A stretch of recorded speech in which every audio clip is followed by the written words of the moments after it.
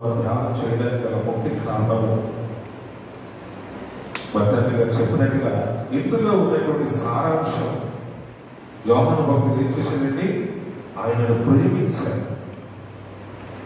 దేవునిలో ఉన్న ప్రేమ ఎంత గొప్పదో తెలుసుకున్నాడు.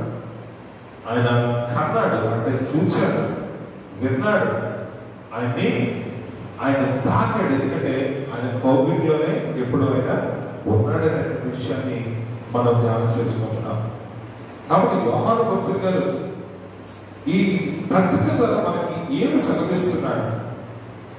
ఇవన్నీ కూడా సంఘానికి రాయబడినటువంటి పత్రికలు. సంఘమనగా ఎవరు? క్రీస్తు రక్తంలో కనబడినటువంటి ఈ రక్తం. కాబట్టి ఆ ప్రేమ యొక్క తత్వాన్ని మనము కూడా కలిగి ఉండినట్లుగా, ఆ ప్రేమ ఏం చేస్తుందని మనం చూసినప్పుడు మనం చెప్పాడు, అది అనేకమైనటువంటి పాపాలని కప్పిస్తుంది. హల్లెలూయా. చూడండి, కాబట్టి యేసుక్రీస్తు తన యందు విశ్వాసం ఉంచే వారి పాపములను ఏ రీతిగా కడిగి వారిని అక్కున చేసుకుంటున్నాడు, ఈరోజు సగం కూడా ఆ దేవుని యొక్క ప్రేమను కలిగిన వారమే, ఆ ప్రేమను చూపించేవారుగా, ఆ ప్రేమ యొక్క తత్వాన్ని ఇమిడమింపు చేసుకుని క్రీస్తు వలె ఇతరులకు సాక్షిగా ఉండాలి అనేటువంటి ఒక గొప్ప ఆశ. క్రీస్తు యొక్క సగము దేనికి నిదర్శనము అని అంటే అది క్రీస్తుకు నిదర్శనముగా ఉండాలి. క్రీస్తు యొక్క తత్వమును అలవర్చుకునేది, క్రీస్తు యొక్క ప్రేమను మనము కలిగి ఉండడమే కాదు, ఆ ప్రేమ యొక్క సారాంశాన్ని కూడా మనము ఇతరులకు పంచేవారుగా మనము ఉండాలని కోరుకుంటూ యోహాను భక్తులు గారు మరి మాసిదోనియా, అకయ, తెస్సలోనిక, కొలస్సీలో ఉన్నటువంటి ఆ సంఘాలకు బలపరుస్తూ రాసినటువంటి ఈ వాక్యాలు ఈరోజు మనం కూడా మన సంఘాలతో దేవుడు మాట్లాడుతున్న విషయాన్ని మనం జ్ఞాపకం చేసుకుంటున్నాం. ఆ 3వ అధ్యాయము 13వ వచనాన్ని, 1 యోహాను 3వ అధ్యాయము 13వ వచనాన్ని మనం జ్ఞాపకం చేసుకుందాం. సహోదరులారా, లోకము మిమ్మల్ని ద్వేషించని యెడల ఆశ్చర్య పడకుడి. లోకము మనల్ని ఎందుకు ద్వేషిస్తుంది? లోకము ఎందుకు మనల్ని ద్వేషిస్తుంది? ఎందుకు ద్వేషించాలి? దీనికి 2 విషయాలు మనం జ్ఞాపకం చేసుకుంటే, యోహాను భక్తుడు గారు సత్యము గురించి ఒక చక్కని మాట యోహాను సువార్తలో ఆ 3వ అధ్యాయంలో మనం చూసినప్పుడు అక్కడ ఒక విషయాన్ని జ్ఞాపకం చేస్తున్నాడు. ఏమిటి జ్ఞాపకం చేస్తున్నాడు? పాస్టర్ గారు చూపించినటువంటి మాటనే నేను కూడా మరొకసారి మీకు చూపించాలని ఆశపడుతున్నాను. నిన్నటి దినాన్ని మనం చర్చించుకున్న వాక్యంలో ఎందుకు లోకము మనల్ని ద్వేషిస్తుంది అని అంటే, యోహాను సువార్త 3వ అధ్యాయము 16వ వచనాన్ని మనం చూసినప్పుడు 17వ వచనాన్ని కూడా మనం చూడొచ్చు. 18వ వచనం చూద్దాం. 18వ వచనం ఏమంటాడట? ఆయన యందు విశ్వాసం ఉంచు వారికి తీర్పు తీర్చబడదు, విశ్వసింపని వాడే దేవుని అద్వితీయ కుమారుని నామమందు విశ్వాసం ఉంచలేదు కనుక వారికి ఇంతకు మునిపే తీర్పు తీర్చబడింది. సో ఇక్కడ 2 విషయాలు మనం జ్ఞాపకం చేసుకోవాలి. ఏమిటి జ్ఞాపకం చేసుకోవాలి? మొట్టమొదట, లోకము మనల్ని ఎందుకు ద్వేషిస్తుంది అని అంటే, మనం క్రీస్తునందు విశ్వాసం ఉంచిన వారము. లోకము ఏం చేస్తుంది? క్రీస్తునందు విశ్వాసము లేనిదిగా కనబడుతూ ఉంది. 2వ విషయాన్ని మనం జాగ్రత్తగా చూసినప్పుడు 19వ వచనంలో అంటాడు తీర్పు గురించి, వెలుగు లోకములోనికి వచ్చేది కానీ తన క్రియలు చెడ్డమైనందున మనుషులు వెలుగును ప్రేమించక.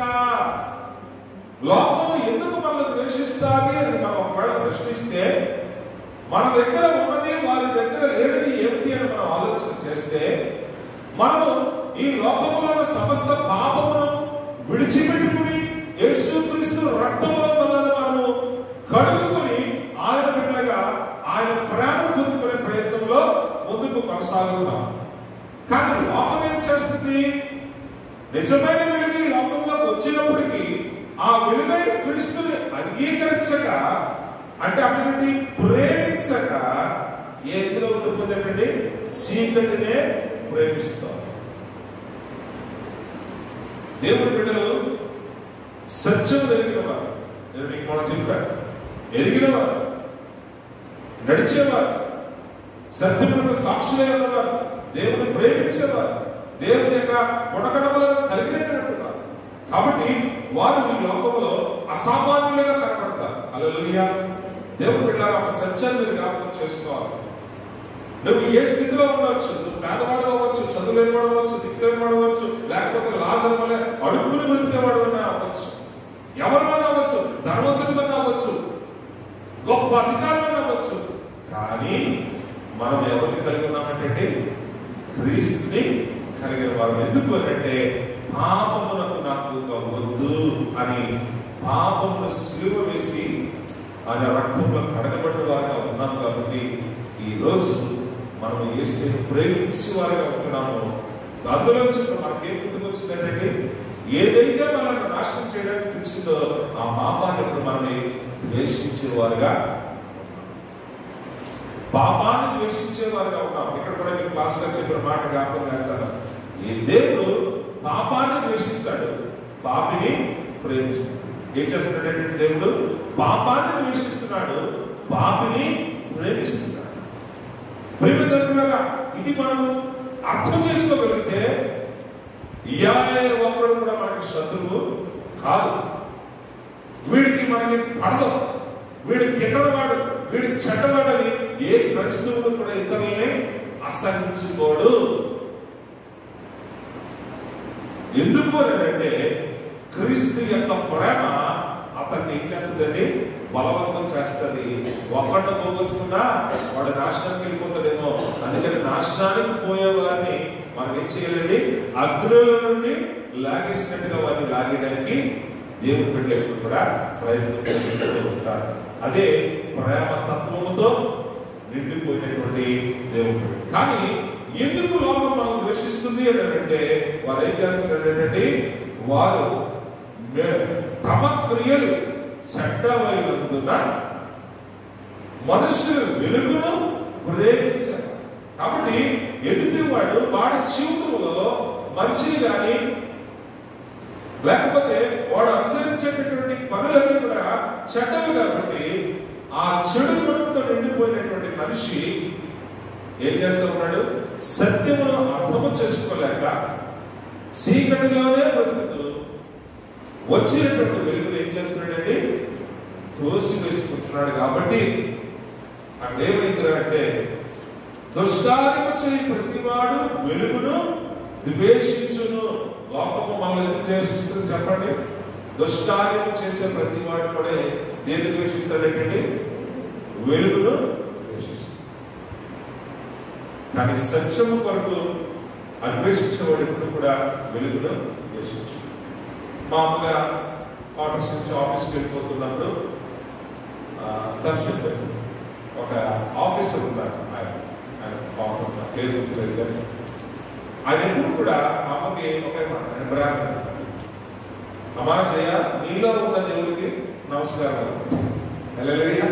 ఏంటంటే ఈ మాట నాకు అప్పుడప్పుడు తను చెప్తా ఉన్నప్పుడు నన్ను పలకరించినప్పుడు ఎలా పలకరిస్తారా? పలకరించాలంటే నీలో ఉన్న దేవుడికి నమస్కారం అని. దేవుడికి స్తోత్రం కలుగుగా. అందరూ చెడ్డవారు, సత్యాన్ని అన్వేషించేటటువంటి ప్రక్రియలు, నిజమైన దేవుడిని వెతికేటటువంటి ప్రక్రియలో వారు ఎక్కడో రాములో ఉన్నారేమో, కానీ వారిని కూడా దేవుడు పట్టుకునేవాడు. కానీ ఇక్కడ గమనించాల్సింది ఏంటంటే, అందరూ చెడ్డవారంటే కాదు, సత్య మార్గము అన్వేషించే వారు కూడా చాలా మంది ఉన్నారు. అయితే ఇక్కడ మనం ద్వేషించే వారి గురించి మాట్లాడుతున్నాం. కాబట్టి ఎవరు ద్వేషిస్తుంటారు?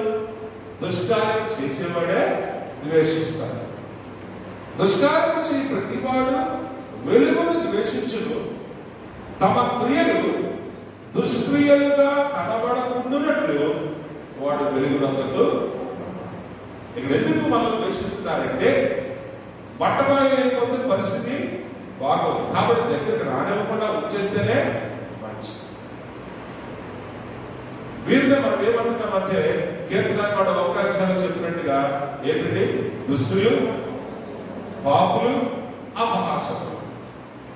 మీరు ఏం చేస్తారంటే వారి యొక్క చెడ్డక్రియలు బయటికి కనబడుకున్నట్లు ముందు మంచివాడిని ఎప్పుడు కూడా అసహించుకోవడమే, వాడిని వెగులు చేస్తూ చేయడమే, వాడిని అపహాసం చేయడమే వారు ఎదురుదాడిగా ఎంచుకుంటారు. ఎందుకు ఎదురుదాడిగా ఎంచుకున్నారంటే ఇప్పుడు మనం చదువుకునే ఈ మాట ఏంటంటే వెలుగు లోకంలోనికి వచ్చిన గాని తమ క్రియలు చెడ్డమైనందున వాడు వెలుగును ప్రేమించగా చీకటినే ప్రేమిస్తున్నాడు. కాబట్టి దుష్కార్యాలు చేసే ప్రతి వాడు కూడా వెలుగును ద్వేషించుడు కాబట్టి తన క్రియలు దుష్క్రియలుగా కనపడకుండానట్లు వాడు ఏంటిగా ఎదుగున్నాడట వెలుగునందుకు. ఇటువంటి పరిస్థితులు మనుషులు మనము ఎన్నో రకాలుగా చూస్తాము. మనకి ఎదుటి నెలలో పాపరాజపాలలో మా మాస్టర్ గారి కూటమి జరిగితే పాపం ఆయన మందులు లేక ఒక హాల్ గట్టిగా తీసుకుని రోడ్డు కానుకుని ప్రార్థన తీసుకున్నప్పుడు అనుకోకుండా కొంచెం సౌండ్ బాక్స్ సౌండ్ వచ్చింది. సౌండ్ బాక్స్ సౌండ్ వస్తే ఎదుర్కొన్న ఒక అమ్మాయి, ఒక స్త్రీ, ఒక పెద్ద వచ్చి ఎప్పుడు మాకు గోళమైన వ్యాపారాలు చేసుకోలేకపోతున్నామని చెప్పి ఆఖరికి అక్కడ ఉన్నటువంటి మరి ఇంకొకటి మంత్రులు గారు కూడా వచ్చేసి పర్మిషన్ ఉందా, పర్మిషన్ ఉందా, పర్మిషన్ ఉందా.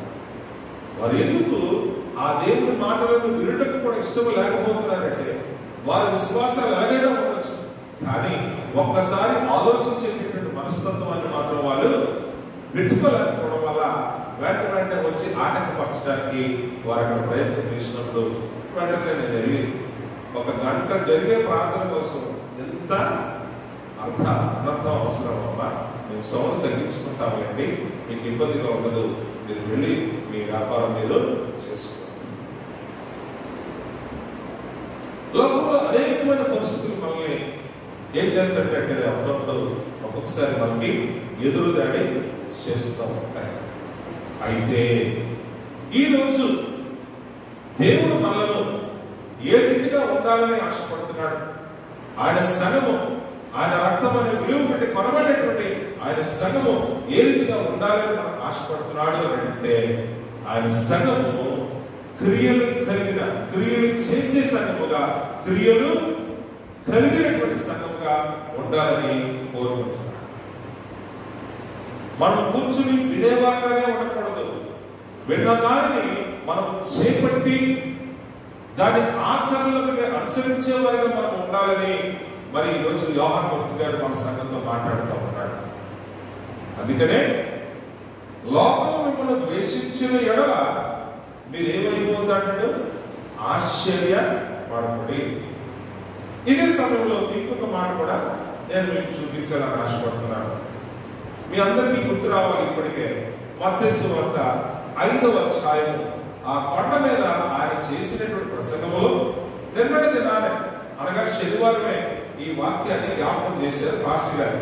మత్తయి సువార్త 5వ అధ్యాయంలో ఉన్నటువంటి ఆ కొండ మీద ప్రసంగంలో ఆఖరి వచనాన్ని మనం జాగ్రత్తగా చూసినప్పుడు అక్కడ ఏమంటున్నాడు, నా నిమిత్తము 11వ వచనం, మత్తయి సువార్త 5వ అధ్యాయము 11వ వచనం, నా నిమిత్తము జనులు మిమ్మల్ని నిందించి హింసించి మీ మీద అబద్ధముగా చెడ్డ మాటలల్లా పలుకున్నప్పుడు మీరు ధన్యులు, సంతోషించి ఆనందించుడి, పరలోకమందు మీ ఫలము అధికమగును.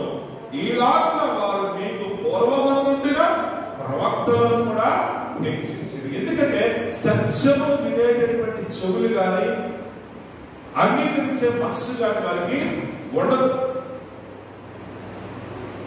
చేస్తారంటే ఈ లోకము ఏం చేస్తా ఉందంటే మనను నిందించడానికో, హింసించడానికో, అబద్ధంగా మన చెడ్డమాటలు పలకడానికో ఎప్పుడు కూడా ప్రయత్నం చేస్తుంది. ఎందుకంటే తన క్రియలు చెడ్డమైనందున అవి కనబడుతున్నట్టుగా వాడు వెలుగునందుకు రాడు.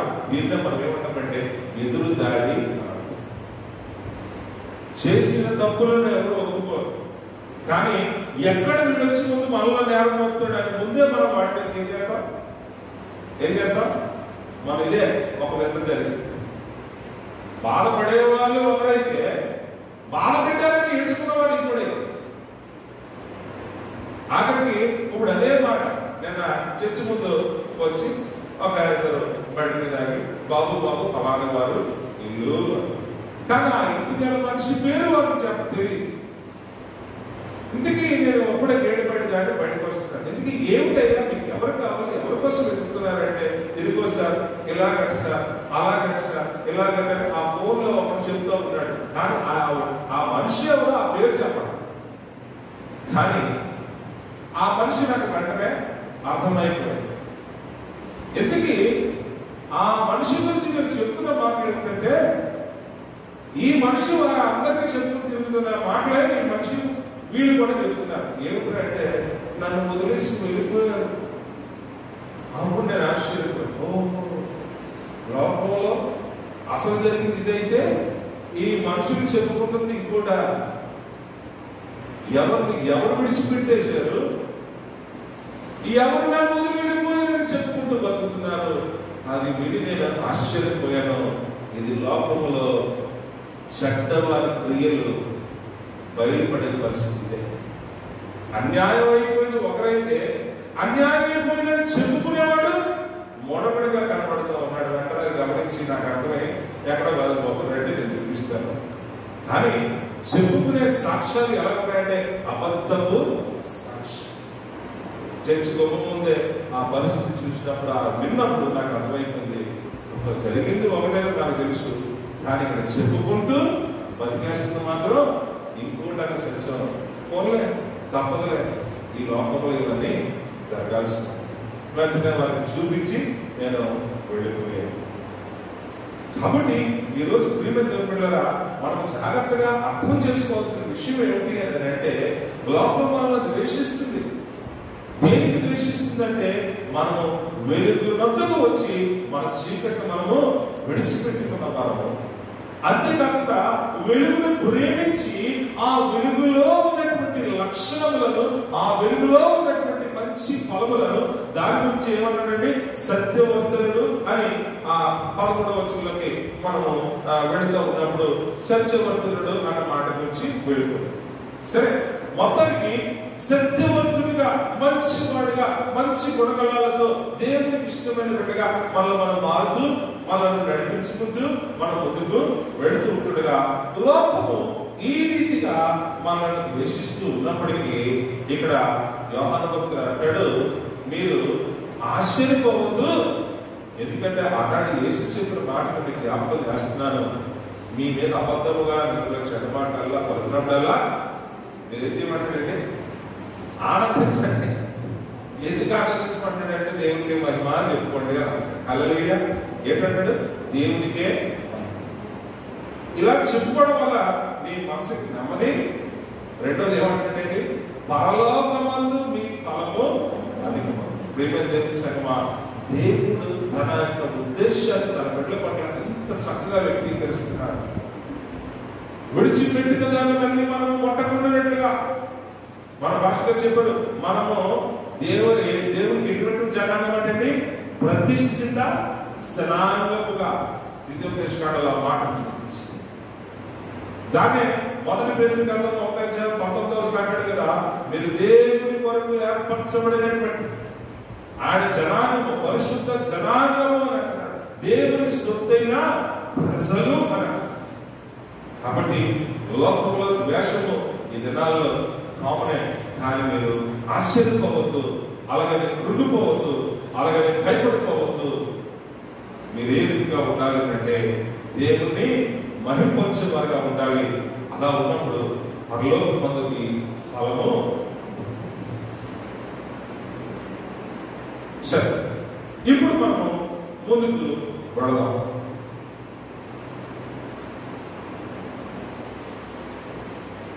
ముందుకు వెళుతున్నప్పుడు ఆ తర్వాత వచ్చిన ఒకసారి మనం ధ్యానం చేస్తే, తర్వాత వచ్చిన మనం చదువుకుందాం. ఏమంటున్నాడు?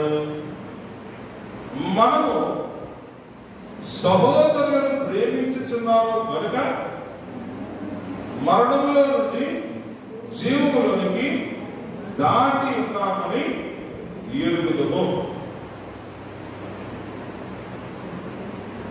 మత్తయి సువార్తలో కూడా సువార్తలు యేసుప్రభు అంటాడు, నన్ను వెంబడించువాడు చీకటిలో సంచరించగా జీవపు వెలుగు కలిగి ఉంటాడు.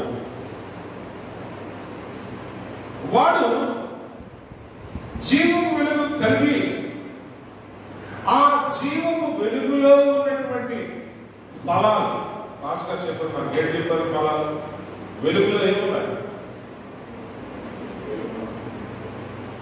ఆలోచన చెప్పారుగా, వెలుగులో ఏముంది? దగ్గర వెలుగులో వెలుగు కనపడుతుంది దగ్గర, అని సింపుల్గా కొట్టేసారా?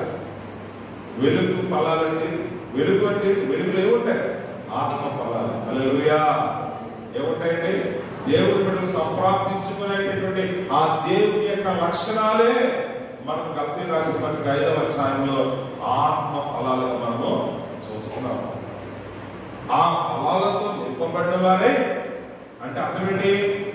ఆయన గుణ లక్షణములతో నింపబడిన వారే ఏం చేస్తున్నారంటే, మనము ఆయన చెప్పినట్టుగా మన జీవితాన్ని సరిదిద్దుకుంటూ ఇతరులను కూడా ఆయన చూపించిన మార్గంలో మనము సమీపిస్తూ ఉన్నాం. ఎలాగన్నాడు? నన్ను ప్రేమించినట్టే నీవు ప్రేమించుకో, అలాగే నీ పొరుగువాడిని కూడా ప్రేమించు. ఇందుకు ఎవరు పొరుగువాడు? ఎవరు పొరుగువాడు అంటే ఇక్కడ చక్కని మాట పొందు చూపిస్తున్నాడు. ఏం చూపిస్తున్నాడు అంటే, మనము సహోదరులను ప్రేమించుతున్నాం. ఇప్పుడు సహోదరులు అంటే ఎవరు? నాకున్న అన్న తమ్ముడా, నాకున్న అక్క చెల్లెలా? మరి ఇప్పుడు మీరు ఎవరు? సగం అంతా ఏం పోల్చాడు దేవుడు? సగం అంటే ఆయన శరీరం అన్నాడు. మరి ఆ శరీరంలో మనం రకరకాలైన అవయవాలుగా ఉన్నాం. కానీ రకరకాలైన అవయవాలైన ఒక్క శరీరంలో ఉంటేనే కానీ దానికి ఒక పరిపూర్ణత వస్తుంది. కాబట్టి క్రీస్తు యొక్క శరీరంలో మనం అవయవాలు ఉన్నాం. కాబట్టి ఇప్పుడు మనం ఏమైనామంటే సహోదరులుగా. ఎందుకు? యేసు రక్తములో కడగబడ్డవారు. దేవుని స్తోత్రం కలుగుగాక. కాబట్టి ఇప్పుడు మనము సహోదరులను ప్రేమించుచున్నాము కనుక మరణములో నుండి జీవములోనికి దాటి ఉన్నామని ఎరుగు. మరి నిన్నటి దినాన దైవజనులు చెప్పారు, విశాఖపట్నంలో మరి మొట్టమొదట సువార్తను విని యేసుక్రీస్తును ఒప్పుకున్న వారు ఎవరంటే ఒక బ్రాహ్మణ సుబ్బారావు గారని విశాఖపట్నంలో. కానీ మన యొక్క మిషనరీ స్థాపించినటువంటి సిబిఎం స్కూల్ ఇప్పటికీ ఏవిడ్ కాలేజ్ దాటినటువంటి నెక్స్ట్ జంక్షనే CBM school road Canadian Baptist Mission school. సరే బాబు, మీ అందరికీ కూడా ఒక మంచి స్కూల్ ఏర్పాటు చేస్తున్న ఆనాడు మిషనరీలు వాళ్ళ స్వహస్తాలతో కట్టి, ఈ బ్రాహ్మణ సుబ్బారావు గారే కాదు కానీ ఇంకా సువార్త ప్రకటిస్తున్నప్పుడు అనేక మంది బడుగు వర్గాల వారు కూడా యేసుక్రీస్తు సొంత రక్షకుడిని అంగీకరించినప్పుడు వాళ్ళందరికీ మంచి పాఠాలు చెప్పేటటువంటి మంచి పాఠశాల తెరవాలని తెలిసి అక్కడ తెలిస్తే వీరి యొక్క కుటుంబాల పిల్లలు అక్కడ చదువుకోవడానికి వస్తే, ఈ బడుగు వర్గాల పిల్లలు కూడా అక్కడికి వస్తే అక్కడ వాళ్ళు ఏమనుకున్నారంటే, అదేంటి వీళ్ళు ఇక్కడ ఉంటే మేము చదవలేము, మాకు వేరే రూమ్ పెట్టండి, మాకు వేరే స్కూల్ కట్టండి అన్నట్టుగా మాట్లాడు. అదేంటయ్యా, క్రీస్తు ఎవరి కోసం కూడా విభాగింపబడలేదు. క్రీస్తు అందరికీ ఒకడే. ఇందులో బడుగని లేదు, అగ్రము అని లేదు. మనమందరము కూడా దేవుని యొక్క రక్తములో కడగబడడం కాబట్టి మనందరం దేవుని పిల్లలు అని చెప్పినా సరే, వారు తోటి వారిని ప్రేమించలేని స్థితిలో ఆ స్కూలునే యేసుక్రీస్తుని కూడా విడిచిపెట్టి వారు బయటకు విడిపోయారనే సత్యం నాకు తెలిసినప్పుడు నిజమే సమాజంలో అనేక పరమైనటువంటి మరి అభిప్రాయాలు కలిగినటువంటి మనుషుల మధ్యన ఏ రీతిగా సువార్త ప్రకటింపబడుతూ దేవుడు ఏ రీతిగా తన కొరకు తన ప్రజలను ఆకర్షించుకుంటున్నాడో అది అంతా కూడా దేవుడికి మహిమ కలుగుతాయి. ఇక్కడ ప్రభువును నమ్ముకునేటువంటి బిడ్డలను కూడా అంగీకరించలేనటువంటి స్థితిలో ఉన్నటువంటి క్రైస్తవ సంఘాలు చాలా మటుకు ఎదురైపోతూ ఉన్నాయి. కాబట్టి ఇప్పుడు మనం అర్థం చేసుకోవాల్సింది ఏంటంటే క్రీస్తు యొక్క ప్రేమ తత్వమును, అనగా దేవుడు అందరినీ ప్రేమించాడు. ఒక వర్గాలు ఈ వర్గాలు చేసుకుంది మనము కానీ దేవుడు కాదుగా. కాబట్టి ఇప్పుడు మనము మన సహోదరులను ప్రేమించాలి. ఎందుకు ఇప్పుడు సహోదరులు అంటే ఎవరు చెప్పండి? ఎక్కడ వారమో, ఏ పాటి వారమో, ఏ మూల నుంచి వచ్చామో, ఏ ఊరి నుంచి వచ్చి స్థిరపడి ఈ రీతిగా మనం ప్రభువుని తెలుసుకున్న వారమే ఇప్పుడు మనం అందరం కూడా కాసుకున్న సంఘముగా దేవుని ఆరాధిస్తాం. ఇప్పుడు సంఘం అంటే సహోదరులు కదా, మరి ఒకరికొకరు. ఇప్పుడు మనం ఏం చేయాలట? మన సహోదరులను మనము ప్రేమించేవారుగా ఉండాలని ప్రభు. ఎలా ప్రేమిస్తాం చూడండి. ఎఫెసీయులకు రాసిన పత్రిక 5వ అధ్యాయం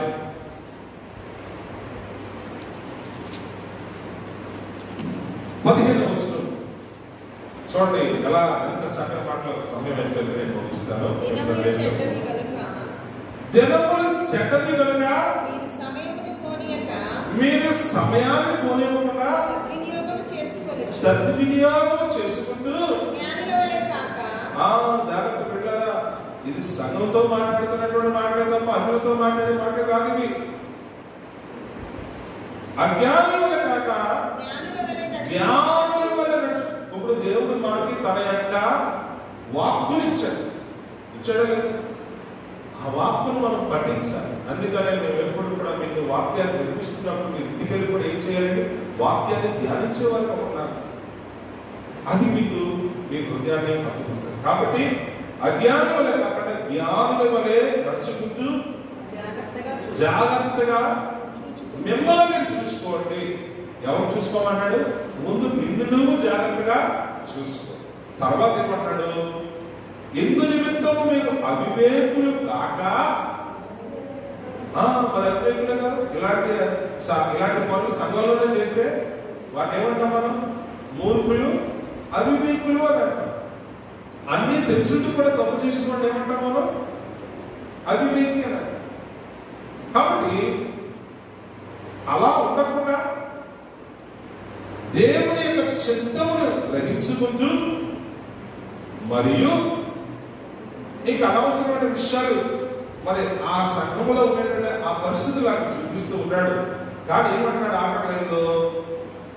మీరు వాటన్నిటికీ దూరముగా ఉండి ఇప్పుడు మీరు క్రీస్తును ధరించుకున్నవారు కాబట్టి దేవుని యొక్క ఆత్మ చేత నింపబడి వారు ఉన్నారు కాబట్టి ఆ ఆత్మ కలిగించు ఐక్యమును మీరు కాపాడుకుంటకు మీరు ఆత్మ పూర్ణులై ఉండండి అని అంటాడు. హల్లెలూయా. ఆత్మ పూర్ణులు అంటే నేను పాస్టర్ గారు మళ్ళీ ఆవాహన కూడా చెప్పాను. రోమపత్రిక 8వ అధ్యాయంలో ఎందరైతే దేవుని ఆత్మ చేత నడిపింపబడతారో. ఆత్మ పూర్ణులు అంటే అర్థం ఏమిటి? ఈ లోకంలో ఉన్న పాఠాలు నీకు సిలువ. కానీ ఇప్పుడు నువ్వు ఏమి నడుచుకోవాలి? దేవుడు చూపించి మార్గంలో నడుచుకోవాలి. దేవుడు చూపించి మార్గంలో నడుచుకోవాలంటే మనకు సహాయం ఎక్కడి నుంచి వస్తుంది? మనకు ఆలోచన ఎక్కడి నుంచి వస్తుంది? మనకు జ్ఞానం ఎక్కడి నుంచి వస్తుంది? ఆనాడు ఆది అపోస్తులు అలాగే కంగారు కూడా మేడగదిలో ప్రార్థన చేస్తూ ఉన్నప్పుడు ఆయన పరిశుద్ధాత్మ దేవుడిగా వారిని దిగి వారిని బలపరిచాడు. అందుకనే వారిలో ఉన్న భయాన్ని, వెతికనాన్ని విడిచిపెట్టుకుని ఏ ప్రభువునైతే విడిచి పారిపోయారో ఈ రోజు ఆ ప్రభు కోసమే వారు ఆ సమాజ మందిరాల్లో నిలిచి యేసు క్రీస్తు ఉన్నాడు, మీరు ఆ యేసుని మీరు శిలువకి అప్పగించారని సూటిగా వారితో మాట్లాడి అనేక మందిని ప్రభు వైపు తెప్పగలిగారు. దేవునికి స్తోత్రం కలుగును గాక. కాబట్టి ఈరోజు మనము కూడా దేవుని యొక్క ఆత్మ పూర్ణులై ఉండి అంటే అర్థం ఏంటంటే ఆత్మ చేతను నడిపింపబడు. ఆత్మ చేత నడిపింపబడుతున్నప్పుడు నువ్వు దేవుని బిడ్డగా నీ సాక్ష్యాన్ని కలిగి ఉంటావు, దాన్ని కాపాడుకుంటావు. సరే, ఇప్పుడు సహోదరులు ఎలా ప్రేమిస్తున్నావు అని మనం చూసినప్పుడు ఇప్పుడు చెప్తున్నాడు చూడండి ఏమంటున్నాడు? ఒకరినొకడు కీర్తనలతోనూ సంగీతములతోనూ ఆత్మ సంబంధమైన పాటలతోనూ హెచ్చరించుచు మీ హృదయములలో ప్రభువును గురించి పాడుచు కీర్తించుచు మన ప్రభువైన యేసు క్రీస్తు పేరట సమస్తమును గూర్చి తండ్రి అయిన దేవునికి ఎల్లప్పుడూ కృతజ్ఞతాస్తుతులు చెల్లించుచు క్రీస్తునందరి భయముతో ఒకరినొకడు లోబడి ఉండడి. హల్లెలూయా. లోబడి ఉండడం అంటే నీకెంత కాకుండా ఇది కాదు. ప్రేమించే తత్వంలో సహాయపడడం, కుశల ప్రశ్నలు అడగడం, ఒకరికి బాగోపోయినా ఒకరికి ఏ సంతోషంలో ఉన్నా వారిని దర్శించి పలకరించి. అందుకని 40 దినాలు మాస్టర్ గారు మనకు ఎందుకు ఇంటింటా ప్రార్థనలు ఏర్పాటు చేశారంటే ఒకరినొకరు ప్రభువులో ఆదరించి బలపరుచుకుంటారు. దేవుని స్తోత్రం కలుగును గాక. ఆది అపోస్తలుల సంఘం కూడా అదే చేసింది. ప్రార్థన ఎందును, వాక్యం ఎందును, సహవాసం ఎందును, అపోస్తలుల యొక్క బోధ ఎందును, రొట్టె విరుచుట ఎందును వారు ఇంటింటా కూడుకొని ఉంటాడుగా అనేక మంది కొత్త వారిని సంఘములో చేర్చుకుంటూ ఉన్నారు. దేవుని స్తోత్రం కలుగును గాక. కాబట్టి సంఘములో ఉన్నటువంటి మన తోటి సహోదరుల పట్ల మనము ప్రేమ కలిగి వారి యొక్క స్థితిగతుల్లో వారి బలహీనైనా ఏమున్నా సరే ఒకరినొకరు కీర్తనలతో సంగీతములతో ప్రభువుని ఆరాధిస్తూ ఒకరినొకరు బలపరుచుకున్నట్టు దేవుడు మనలను సంఘముగా నిలబెట్టాడు. దేవుడు స్తోత్రం కలుగును గాక. అందుకనే సాక్ష్యం చెప్పమని ఎందుకు అడుగుతామనంటే దేవుడికి పట్ల చేసిన సాక్ష్యం నువ్వు ఎప్పుడైతే దేవుని స్థితిలో చెప్తావో ఆ సాక్ష్యం విని ఒకవేళ అటువంటి స్థితిలో ఎవరైనా ఉన్నారేమో దేవుడు నీ పట్ల చేసిన అద్భుతంలో నీ పట్ల చేసిన మేలు వాడు విన్నప్పుడు వాడిలో కూడా ఆశ పుట్టి ప్రభువా ఆ సహోదరు పట్ల చేసేదే నా పట్ల కూడా చేయనైనా నేను కూడా నీకు సాక్షిగా నిలబడతానని ఒక తీర్మానం చేసుకునే స్థితిలో ఉండడానికే మన యొక్క సాక్ష్యాలు ఎదుటి వారిని బలపరుస్తాయి. కాబట్టి సాక్ష్యంలో సమయాలు దానికి గల కారణం ఏమిటంటే మనము సహోదరులను ప్రేమించుతున్నాం అనేటువంటి సత్యాన్ని అందులో మనం అర్థం చేసుకునే వారుగా ఉంటాం. కాబట్టి నా ప్రియమైన దేవుని సంగమా, లోకము దాని గురించి మనం ఆలోచించడం కాదు. ఇప్పుడు మనం చేయవలసిన పని ఏంటంటే మనమందరము కూడా బలము కలిగి ఒకరినొకరు ఆదరించుకుంటూ క్రీస్తు చూపించిన మార్గంలో మనము నడుచుకుంటూ దేవుని యొక్క చిత్తము మన జీవితంలో నెరవేర్చుకుంటూ మన ద్వారా మనం ఎదుగు వారికి, పొరుగు వారికి, మన తోటి సహోదరులకు మాదిరిగా నిలబడవలసిన వారుగా ఉన్నాము. ఈ రీతిగా మనం ఒకరినొకరు ధైర్యపరుచుకున్న వారుగా ఉన్నామనేటువంటి సత్యాన్ని ఈ 2 వచనాలు జ్ఞాపకం చేస్తూ ఉన్నాం. మిగతాది రేపు మనం ధ్యానం చేసుకుందాం. తల వచ్చండి, ప్రార్థన చేసుకుందాం. మహాపరుషుడిగా ప్రేమ కలిగిన మా తండ్రి, ఈ రాత్రి సంఘము అది కేవలము వినే సంఘముగా కాదు, కూర్చునే సంఘముగా కాదు తండ్రి, నీ ప్రేమ తత్వమును, నీ సత్యమును గురించిన అనుభవ జ్ఞానమును, రక్షణలో ఉన్నటువంటి అనుభవ జ్ఞానమును సంప్రాప్తించుకున్న వారే తమను తాము బలపరుచుకుంటూ సంసిద్ధపరుచుకుంటూ తమ వలన ఇతరులను కూడా తమ సంసిద్ధపరిచే బలపరిచే స్థితిలో ఉండటం నాయన సగము కేవలము వింటపట్టుగా కాకుండా క్రియలతో ముందుకు బలముగా సాగే సంఘముగా ఉండాలని దేవాలను కోరుకుంటున్నావు. ఎందుకంటే ఏ కళంకము ఉండడానికి నువ్వు ఇష్టపడే దేవుడు కాదు, ఏ మచ్చ ఉండడానికి నువ్వు ఇష్టపడే దేవుడు కాదు. నీ రక్తం ఇచ్చి కొన్నటువంటి నీ సంఘము నాయన, అది నీ ముందు నిర్ధారితంగా నిష్కలంకముగా నీవు నాయన వివాహం ఆడే ఆ అద్భుతమైన రోజు వరకు సిద్ధపడి అలంకరింపబడ్డ సంఘముగా నువ్వు ఆశతో నాయన నువ్వు ఎదురు చూస్తున్నటువంటి సంఘముగా నాయన మేము ఉండేట్లుగా సాధించాను. ఈ రాత్రి నీ సన్నిధికి వచ్చి నాయన నీ సన్నిధిలో కుమరించుకున్నటువంటి హృదయాలు, నేను ఆరాధించిన హృదయాలు, నీ వాక్కుల ద్వారా నన్ను బలపరచబడాలని ఆశతో వచ్చిన హృదయాలు దీవించండి, బలపరచండి. రేపు సాయంకాలం కూడా నీ మందిరంలో కలుసుకుని దేవ మరొకసారి ప్రార్థనలు, సహవాసంలో, వాక్యంలో మమ్మలను మేము బలపరుచుకుంటూ నాయన ఇతరులు కూడా బలపరిచే స్థితిలో మమ్మల్ని మేము దేవ ఆయుధపరుచుకుంటూ సిద్ధపరుచుకునే స్థితిలోనే నిలబెట్టుకోమని వేడుకుంటూ నీ దీవుడి ఆశీర్వాదంతో నింపి నీ బిడ్డలను నీ మందిరంలో నుంచి పంపించమని తిరిగి కలుసుకుని పర్యంతము నీ దీవుడి ఆశీర్వాదంతో నింపి నడిపించు. యేసు నామమున ఈ మనవులను అడిగి పొందుకునే తండ్రి, ఆమేన్. తెచ్చుకుంటాం.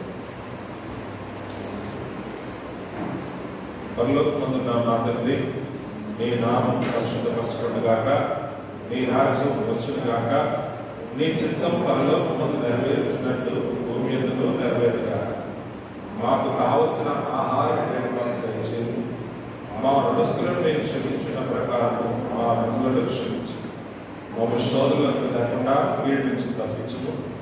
ఎందుకంటే రాజ్యం, బలం, మహిమ నిరంతరము నీవు నా తండ్రి. ఆమేన్.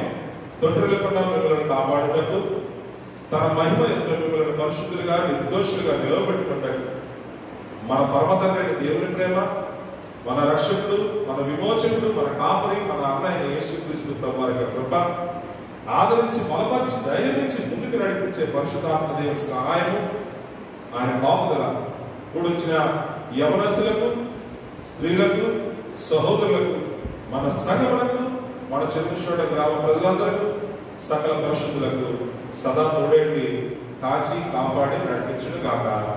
ఆమేన్. అందరికీ వందనాలు. దేవుడు గుర్తించగలక రేపు సాయంకాలం కూడా 10 ప్రార్థనకు కూడా సిద్ధపడాల్సిందిగా కోరుతాం.